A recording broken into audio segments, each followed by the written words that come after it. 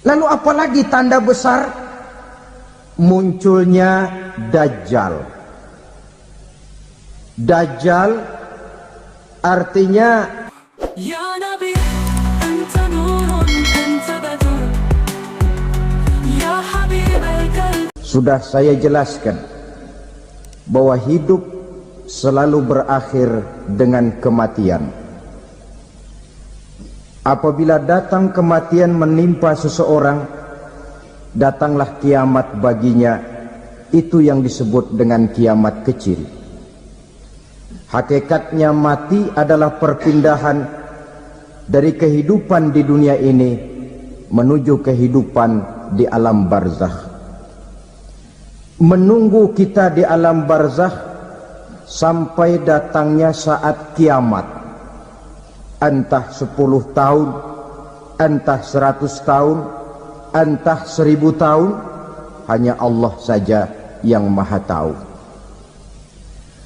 Adapun orang-orang beriman yang melakukan amal kebajikan dalam kehidupan di dunia ini, masa penantian yang lama di alam barzakh buat mereka sebentar saja.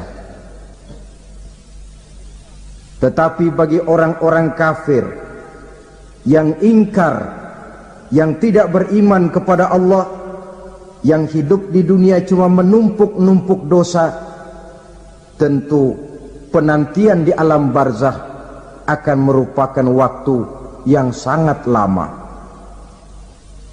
Bukankah dalam kehidupan kita waktu itu memang relatif? Contoh misalnya, bagi pemuda-pemudi yang sedang duduk asyik memadu cinta, waktu 4-5 jam saja rasanya cuma 4-5 menit. Tenggelam oleh keasikan. Tapi buat orang yang berbaring di rumah sakit, meratap di balik-balik apa itu tembok derita kata lagu,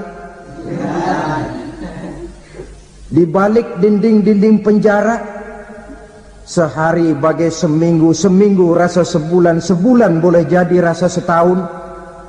Penantian yang sangat lama. Kapan kiamat itu akan datang? Ini rahasia Allah. Jangankan kita yang orang awam, baginda Nabi sendiri tidak diberitahu oleh Allah kapan kiamat itu akan terjadi. Tetapi sungguh pun demikian, banyak hadis-hadis yang menjelaskan ciri atau tanda-tanda datangnya kiamat.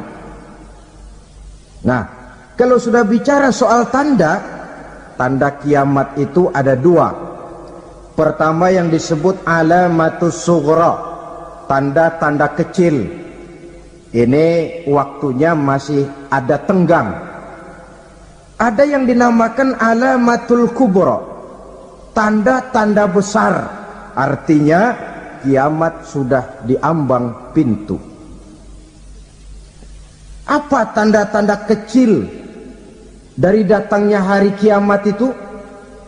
Misalnya kata Nabi, apabila ilmu sudah diangkat oleh Allah, artinya apabila ulama sudah banyak wafat, minat orang belajar agama berkurang, lalu kebodohan nampak merajalela di mana-mana, zina dikerjakan secara terbuka, minuman-minuman keras jadi kebanggaan, itu termasuk di antara tanda-tanda kecil terjadinya hari kiamat.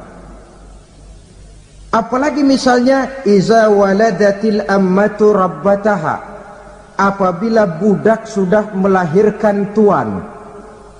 Apa maksudnya? Ada yang mentafsirkan apabila anak sudah bisa membudaki orang tuanya.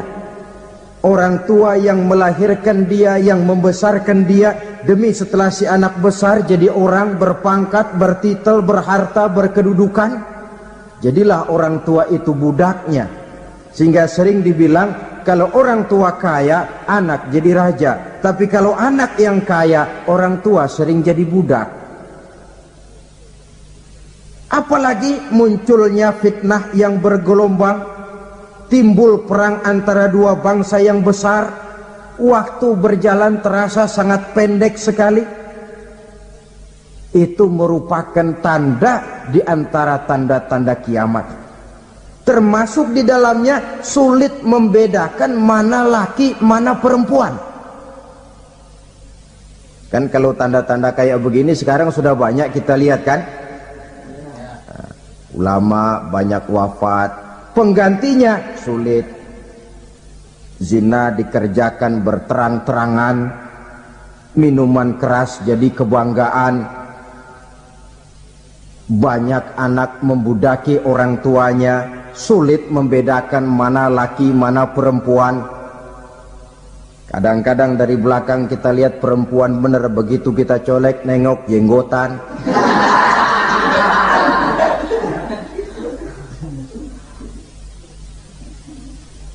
Ini termasuk tanda-tanda kecil, masih ada tenggang sampai akan terjadinya kiamat itu. Nah, yang dimaksud dengan tanda-tanda besar, ini tanda besar artinya kiamat sudah diambang pintu. Pertama, matahari terbit dari sebelah barat. Apabila matahari sudah terbit dari arah sebelah barat, tertutuplah sudah pintu taubat. Bersabda Nabi kita, la taqumus sa'atu hatta tatlu'a syamsu min maghribiha.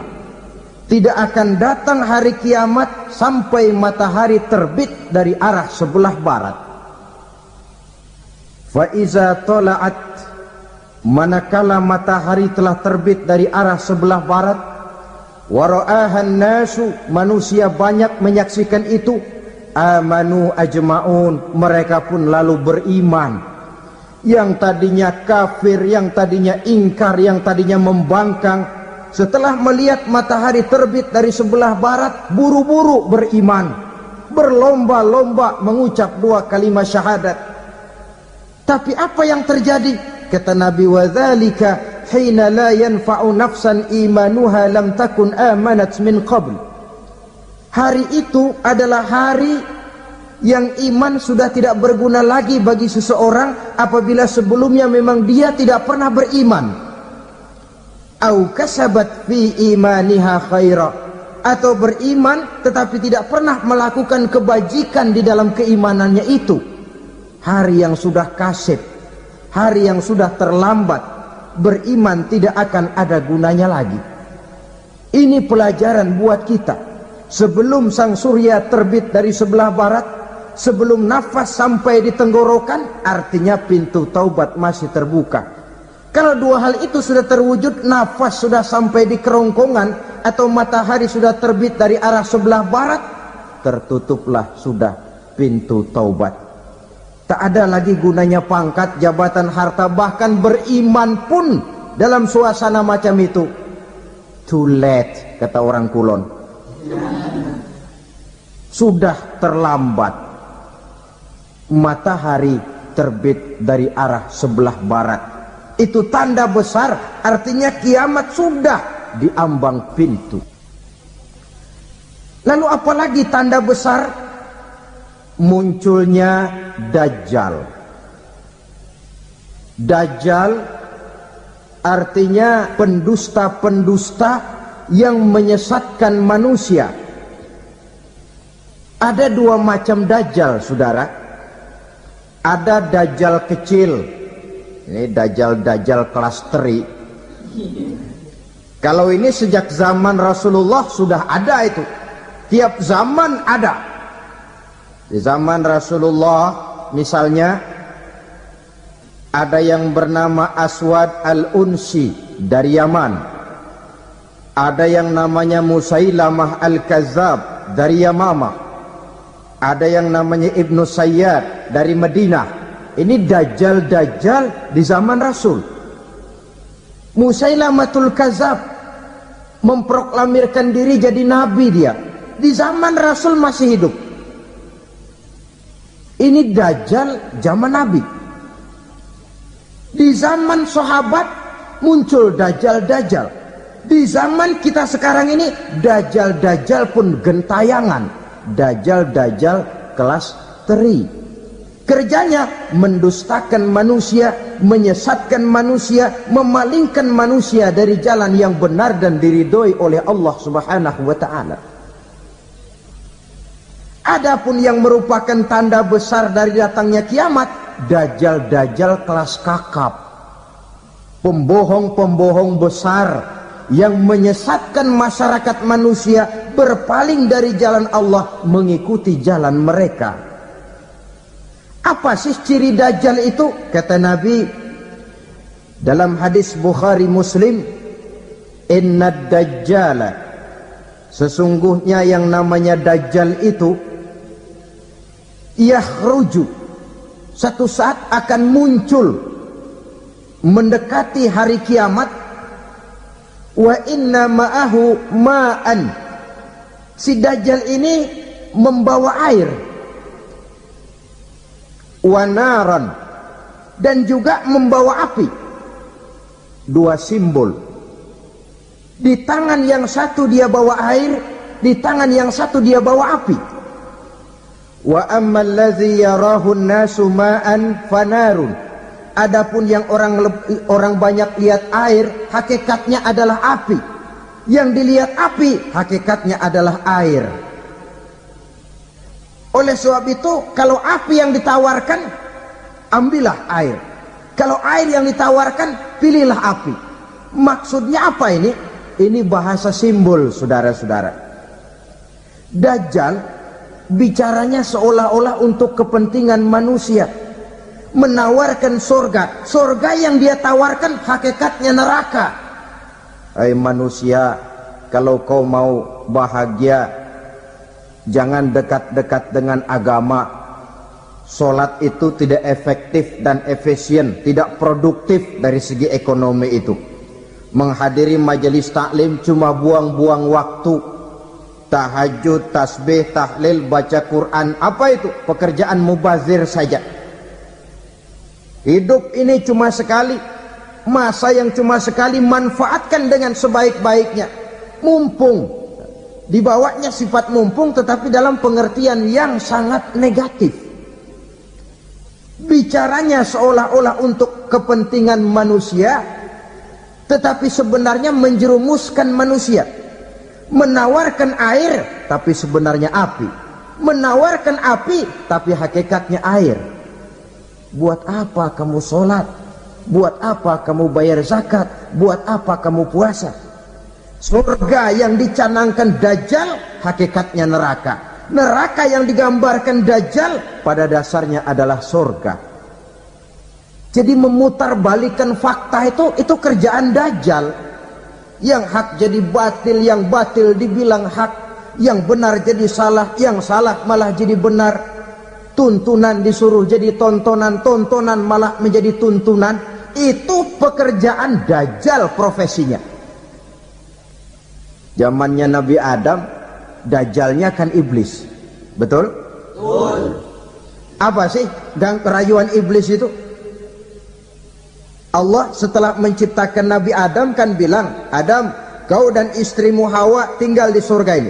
Seluruh fasilitas yang ada di surga persilahkan kau nikmati. Satu yang tidak boleh, jangan coba-coba dekati pohon khuldi. Dekat saja jangan, apalagi sampai memetiknya. Datang Dajjal yang namanya iblis ini. Adam, kamu tahu nggak kenapa tidak boleh makan buah khuldi? Ya nggak tahu, pokoknya saya dilarang. Bodoh kamu Dam. Khuldun artinya kekal. Kalau kamu makan itu buah, kau akan kekal di surga buat selamanya. Allah tidak kepengen, maka dilarang kamu makan buah khuldi. Kalau kau ingin kekal di surga Adam, makan saja. Saya bicara begini ini untuk kepentingan kamu Adam. Ini kan ciri-ciri Dajjal. Bicaranya sih seolah-olah untuk kepentingan Nabi Adam, hakikat sebenarnya menjerumuskan Nabi Adam supaya ingkar dan melanggar larangan dari Allah Subhanahu wa ta'ala.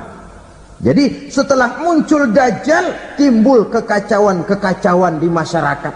banyak yang terpengaruh, terpedaya dan terpesona, termasuk mereka yang memproklamirkan diri jadi nabi, mereka yang memproklamirkan diri jadi rasul di zaman sesudah Rasulullah wafat. Itu adalah dajjal-dajjal. Maka saya ingatkan, kalau di zaman kita sekarang ini ada orang ngaku jadi nabi, ada orang ngaku jadi rasul, biar bahasa Arabnya kental, Quran hafal, hadis ribuan hadis hafal, biar pakai serban sampai menyengser ke tanah, bahasa Arabnya fasih, tapi dia mengaku jadi nabi, jadi rasul, kita umat Islam wajib tidak percaya, wajib untuk tidak percaya. Itulah dajjal-dajjal zaman kita sekarang ini. Tidak mustahil mereka datang mempengaruhi orang-orang awam supaya berpaling dari Rasulullah, mengikuti mereka. Nah, di akhir zaman nanti, mendekati hari kiamat, dajjal ini muncul, dajjal kelas kakap, menyesatkan masyarakat manusia untuk berpaling dari Islam, mengikuti seruan mereka. Apalagi di antara datangnya kiamat itu, tanda yang besar itu, turunnya Nabiullah Isa Al-Masih, putra Maryam. Menurut berbagai hadis yang sahih, Nabi Isa Al-Masih nanti akan turun lagi, tidak membawa risalah yang baru, tapi meluruskan risalah Islam ini yang telah banyak ditinggalkan oleh masyarakat.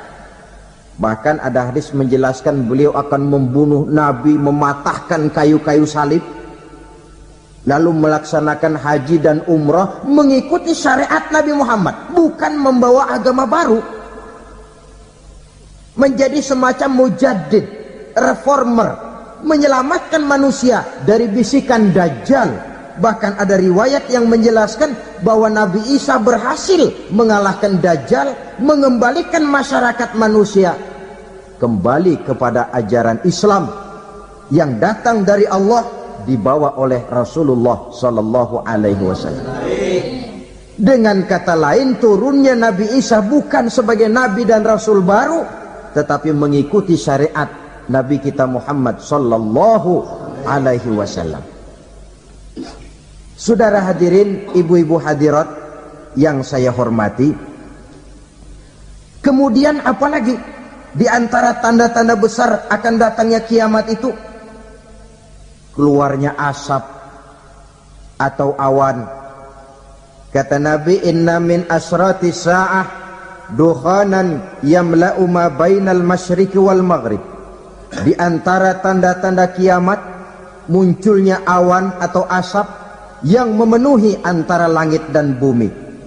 Ini pun diperkuat dalam surah Ad-Dukhan ayat 10. Fartaqib yauma ta'tis sama' bidukhanin mubin fayughshan nas hadza azabun alim. Bagi orang-orang yang beriman, mereka biasa-biasa saja, tapi bagi orang kufur, datangnya asap dan awan ini merupakan azab yang kelewat pedih. Barangkali sedikit mendekati gambaran tentang azab yang pedih ini, saya ingatkan alam pikiran kita kepada peristiwa yang belum lama terjadi. Pernah dengar berita bocornya reaktor nuklir di Chernobyl, Uni Soviet? Pernah dengar? Nah. Bocornya reaktor nuklir di Chernobyl yang mengakibatkan ratusan, bahkan sangat mungkin ribuan nyawa. Cuma satu reaktor. Bagaimana kalau seluruh cadangan nuklir yang dimiliki oleh para negara adik kuasa ini diledakkan? Bahkan yang konon menurut catatan, cadangan nuklir yang dimiliki bersama oleh Amerika dan Rusia sekarang ini sudah sanggup memusnahkan 6 miliar manusia. 1,5 kali lebih banyak dari jumlah manusia yang nongkrong di permukaan bumi ini. Saudara-saudara hadirin yang saya hormati, Ar-Razi, orang saat Rai. mendekati hari Ini kiamat, ujung nama. apalagi tandanya? Nah, kebetulan Setelah dia Nabi namanya Isa Abu wafat, Ja'far Al-Barzanji. pada Maka saat ditulislah turunnya yang syair kedua kali, Al-Barzanji. Jadi silakan aja. Kalau ada yang lalu memfitnahkan Al-Barzanji Allah nggak boleh dibaca, meniupkan At-Tibah nggak boleh angin dibaca, sejuk. Simtud Durar nggak boleh dibaca, Semua Ad-Diyamul Lami orang-orang nggak boleh dibaca, beriman, orang-orang Al-Burdah baik nggak boleh dibaca. wafat. Lalu kami mau baca apa? Baca Sehingga koran aja. penghuni bumi ini cuma tinggal lagi terdiri dari orang-orang kafir. Tidak ada lagi di bumi ini yang bisa mengucapkan Allah. Sehingga dalam hadis qudsi itu ada keterangan, Innallaha azza wa jalla yaqulu li Israfil. Allah pernah pesan kepada malaikat Israfil. Kata Allah, Israfil, Iza sami'ta qailan yaqul Allah Allah fa akhirin nafakh 40 sanatan ikraman liqailiha. Hai Israfil, apabila kau dengar di permukaan bumi masih banyak orang yang mengucapkan Allah Allah, maka tunda sangkakala kiamat itu 40 tahun. Untuk apa? Ikraman liqailiha, menghormati orang yang mengucapkan Allah Allah itu. Wah, jadi karena sekarang masih banyak yang mengucapkan Allah, besar hatilah kita, masih jauh kiamat itu. Tapi jangan lupa, kiamat pribadi, kiamat kecil itu yang nggak kita sangka-sangka. Ajal datang mencabut nyawa, itu kiamat pribadi, dan itu yang pasti kita hadapi, dan itu yang membuat kita tidak boleh bersikap main-main di dalam kehidupan sekarang ini. Saudara hadirin yang saya hormati, tidak ada lagi orang-orang muslim. Seluruh penduduk dunia ini kafir. Lalu terciptalah struktur sosial yang berlandaskan prinsip hidup semau gue. Bakal terjadilah prinsip di mana yang kaya menyantap yang miskin, yang kuat menindas yang lemah. Hidup sudah bagaikan di rimba belantara, berlaku hukum rimba, siapa yang kuat dia yang menang, siapa yang lemah menjadi mangsa. Timbul kekacauan, maksiat merajalela, munkarat menjadi-jadi, sehingga isi bumi ini penuh dengan segala macam perbuatan dosa. Tidak ada perlunya lagi alam diperpanjang temponya. Datang saat yang sudah dijanjikan oleh Allah Azza wa Jalla, maka terjadilah yang disebut kiamat kubra, kiamat besar, kiamat hancur-hancuran. Bagaimana kejadian ini dimulai?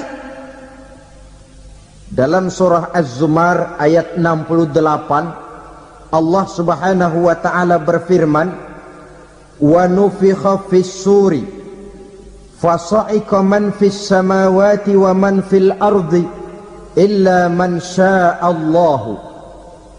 Maka manakala ditiuplah sangkakala, terkejutlah seluruh yang ada di langit dan seluruh yang ada di bumi. Bila saat kiamat datang, Allah perintah malaikat Israfil, Israfil, tiup sangkakalamu. Ditiuplah sangkakala oleh malaikat Israfil.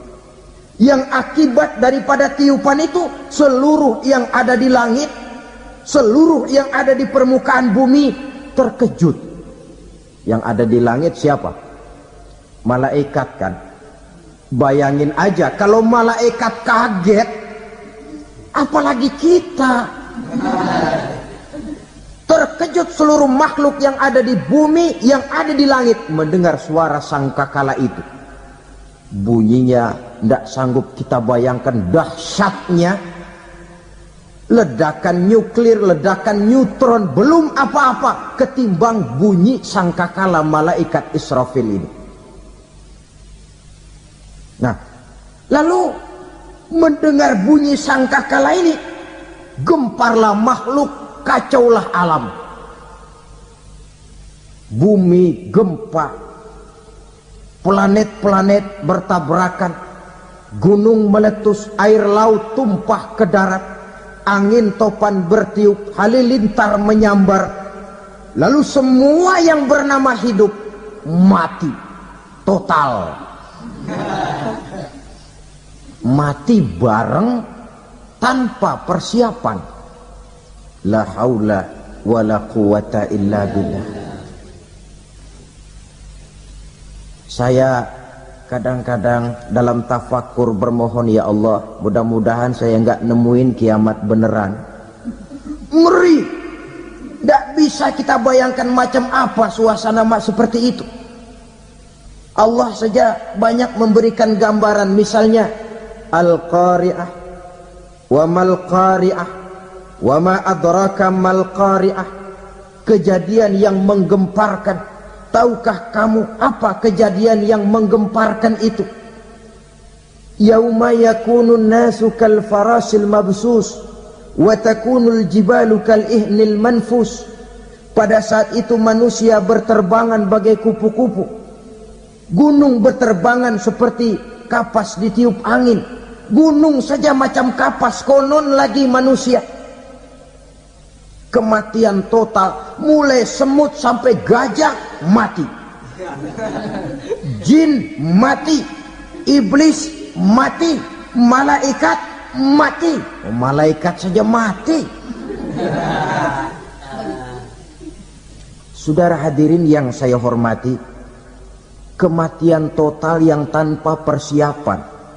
Orang bilang, Pak, kalau mati bareng begitu yang repot malaikat maut dong ya. Cabut sana, cabut sini. Itu kalau menurut logika kita, mestinya begitu menurut logika. Tapi logika juga yang bilang nggak perlu serepot itu. Sebab untuk mematikan listrik di wilayah DKI, di wilayah Jakarta, nggak perlu tiap rumah didatengin matiin, ya lama. Cukup dari kantor pusatnya saja PLN tekan satu tombol, gelaplah seluruh Jakarta. Saudara hadirin yang saya hormati, kematian total. Lalu setelah kematian total, planet-planet juga mati, dalam arti tidak bergerak dan beredar. Angin mati, dalam arti tidak bertiup. Air mati, dalam arti tidak ada riak gelombang. Pokoknya semua mati. Kullu nafsin za'iqatul maut, semua yang bernafas mati. Dalam ayat lain, kullu man 'alaiha fan, semua yang ada di permukaan bumi fana. Yang kekal cuma Allah Subhanahu wa ta'ala. Yang paling belakang mati malaikat maut dan malaikat Israfil. Tapi mati juga sesuai dengan janji Allah.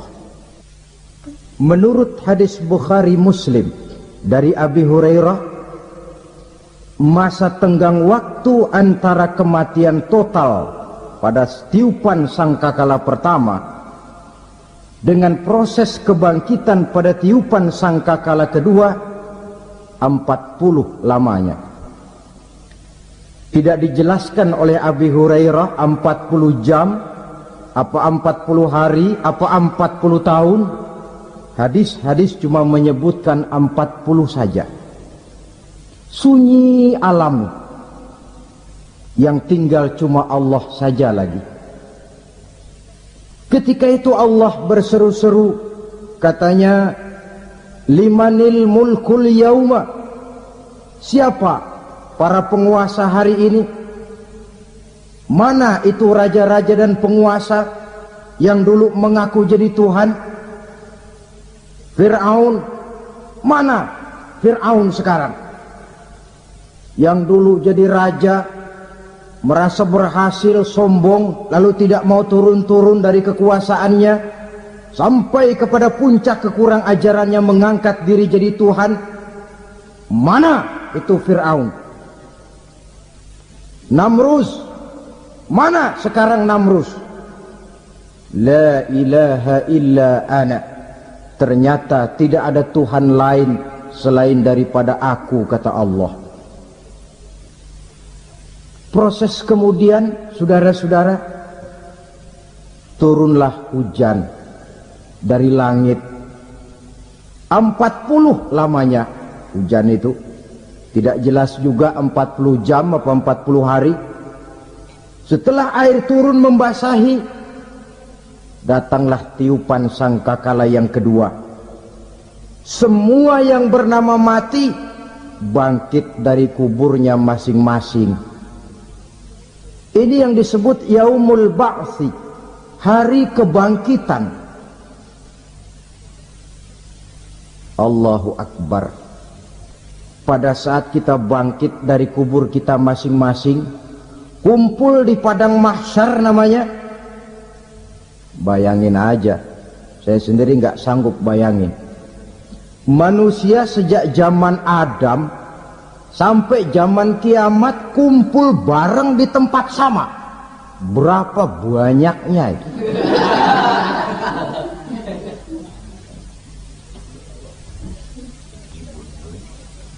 Dan yang luar biasa menurut satu riwayat, pada saat bangkit itu, Masya Allah, roman muka kita berubah, disesuaikan dengan amalan kita waktu di dunia ini. Barang siapa yang waktu di dunia amalannya itu amalan tikus, di akhirat nanti dia bangkit dari kubur, mukanya seperti muka tikus. Gagah betul badannya, tapi mukanya seperti tikus. Kenapa? Amalannya waktu di dunia seperti amalan tikus. Apa amalan tikus itu? Suka ngegeragoti barang yang sudah disimpan rapi-rapi. Orang sudah simpan uang rapi-rapi, simpan perhiasan rapi-rapi, digeragoti oleh tikus. Maling-maling, pencoleng-pencoleng, koruptor-koruptor, itu nanti di akhirat nanti kita lihat mukanya seperti muka tikus. Oh, ini waktu di dunia suka nyolong, mukanya seperti muka tikus. Barang siapa yang waktu di dunia ini amalannya itu amalan macan, dia akan bangkit nanti mukanya seperti muka macan. Apa amalan macan? Macan itu amalannya menang-menangan. Orang yang mau menang saja nggak mau mengalah. Coba lihat di hutan, kenal hutan nggak? Di hutan, raja hutan di mana-mana pasti macan, betul kan? Betul. Padahal hutan belum pernah bikin pemilihan umum. Tapi macan tidak peduli ada pemilihan umum apa tidak, pokok saya raja. Sebab apa? Macan jadi raja itu bukan karena benar, tapi karena kuat jadi raja. Setelah dia jadi raja, rakyat hutan yang mesti dilindungi malah dimakan oleh raja macan. Kambing rakyat hutan dimakan oleh macan. Ayam rakyat hutan dimakan oleh macan. Itu nanti kita lihat di akhirat itu mukanya seperti muka macan, gagah betul. Lalu barang siapa yang di dunia ini amalannya itu seperti amalan anjing, nanti dia punya muka seperti muka anjing. Apa amalan anjing? Pertama, anjing itu kalau disuruh jaga rumah, dia tidak bisa membedakan mana maling, mana tamu. Biar yang datang maling, kalau bawa tulang, anjing kalem. Yang kedua, anjing itu akan setia kepada siapa saja yang memberinya roti. Siapa yang memberinya roti, itulah majikannya. Apa kata majikannya, pasti dia laksanakan. Soal benar atau salah dia tidak peduli. Setelah anjing dapat roti, dia tidak punya pilihan lain kecuali bilang, abdi mah kumaha juragan wae ayeuna mah.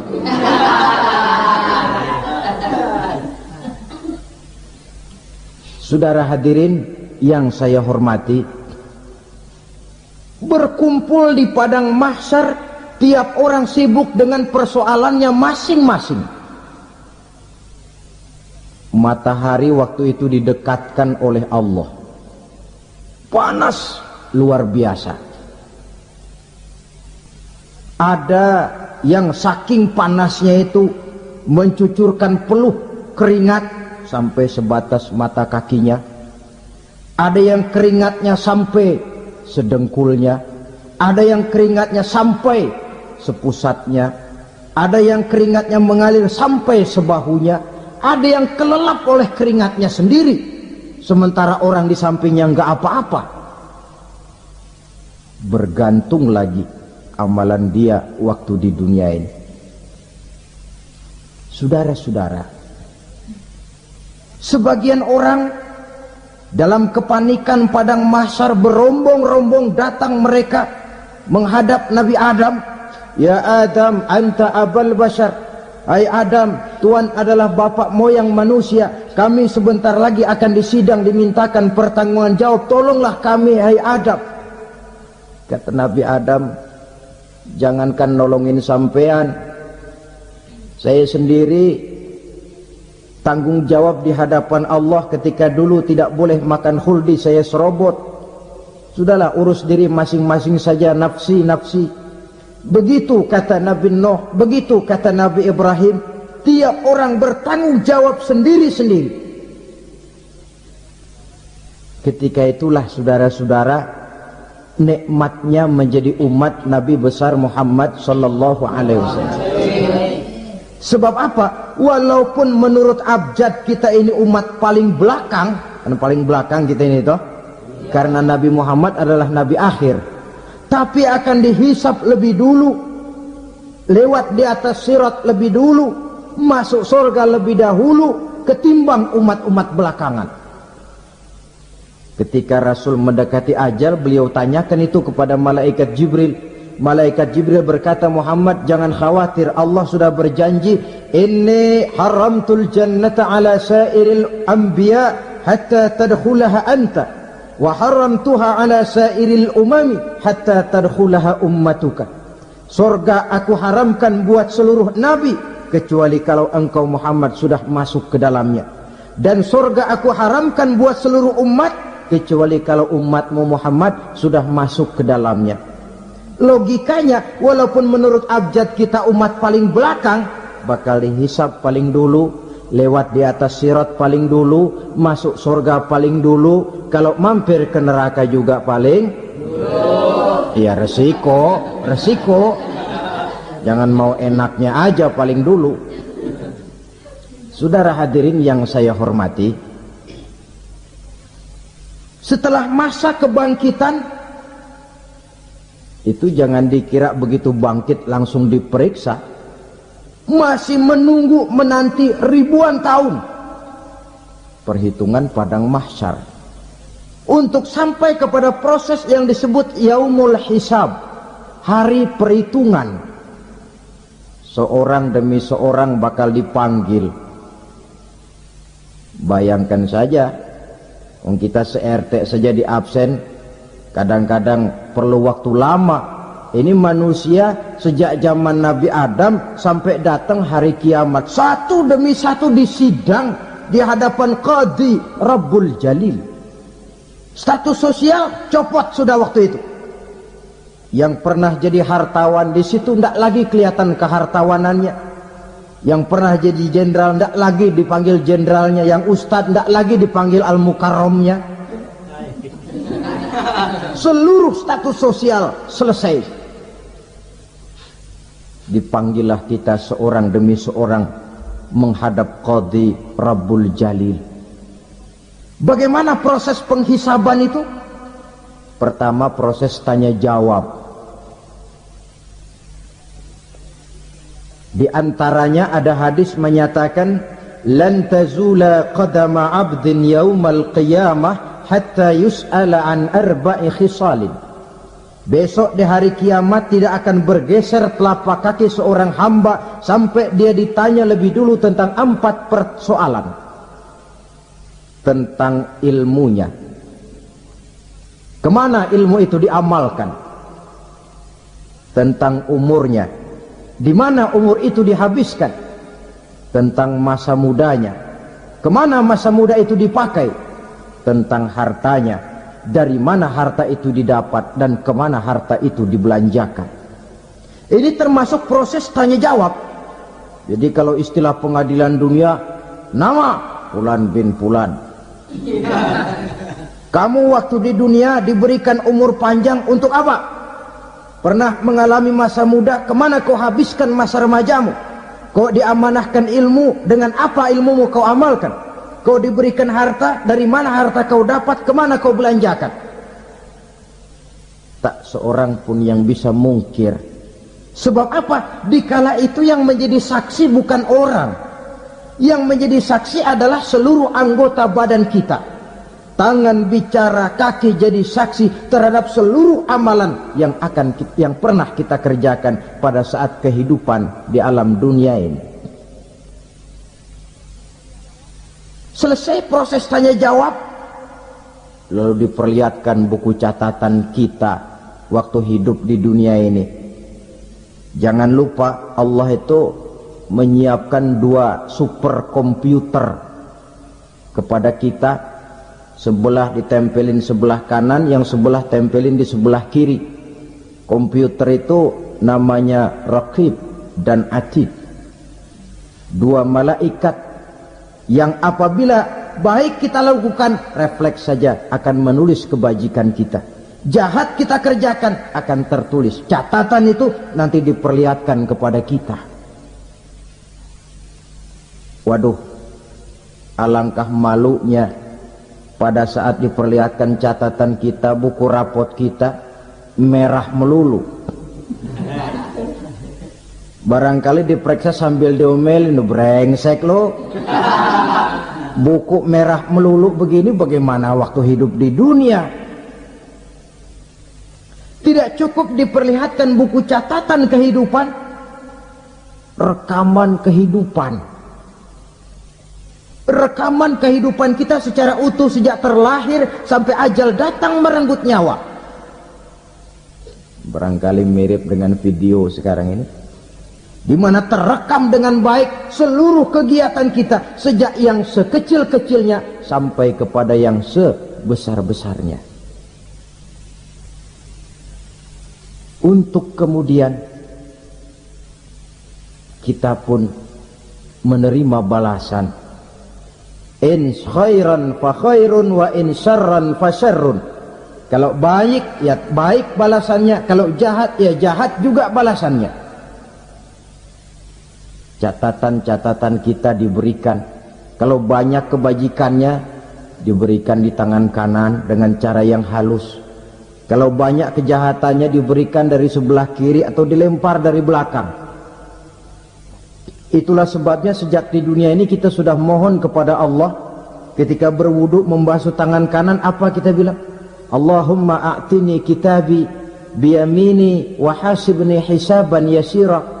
Ya Allah, berikan saya kitab di tangan kanan, dan kalau saya memang perlu dihisab, hisablah saya yang seringan-ringannya. Tangan kiri berlindung kita kepada Allah, jangan sampai diberikan kitab di tangan kiri atau dari arah sebelah belakang. Wa a'udzubika an tu'tiya kitabi bishimali aw min wara'i zuhri, dari arah sebelah belakang. Na'udzubillah min dzalik.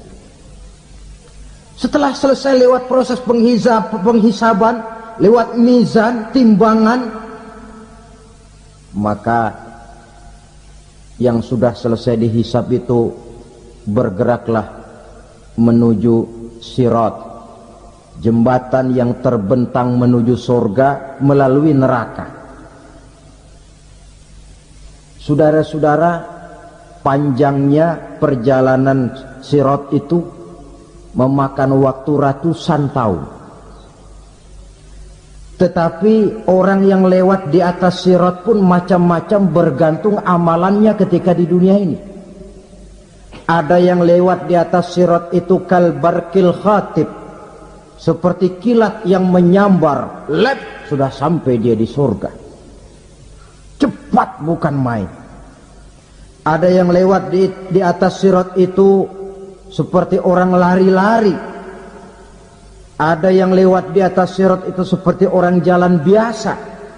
Ada yang sambil merangkak, ada yang sambil ngesor, ada yang sambil gelayutan, ada yang selamat sampai ke ujung ke surga, ada yang tergelincir jatuh masuk ke dalam neraka, bergantung amalannya dalam kehidupan di dunia sekarang ini. Tiap kita akan melewati yang namanya sirat ini. Saudara-saudara kaum muslimin yang saya hormati,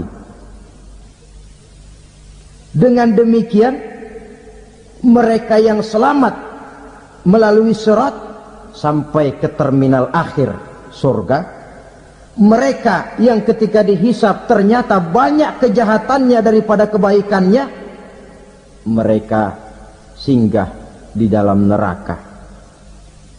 Nah, adapun orang-orang yang beriman menurut ayat Quran dan hadis Nabi itu nanti ada bermacam-macam. Ada orang beriman itu yang dimasukkan surga. Ada orang beriman itu yang dimasukkan ke dalam surga. Ada orang beriman itu yang disebut penduduk surga. Kenapa lain-lain, Pak? Karena waktu di dunia amalannya juga lain-lain. Ada orang beriman yang masuk surga. Ini paling murah tiketnya. Mau masuk surga? Kata Nabi begini, ma min abdin qala la ilaha illallah thumma mata ala dhalik illa dakhalal jannah. Kalau seorang hamba sudah mengucap dua kalimat syahadat, dia yakin dengan kebenaran kalimat itu sampai matinya, orang itu akan masuk surga.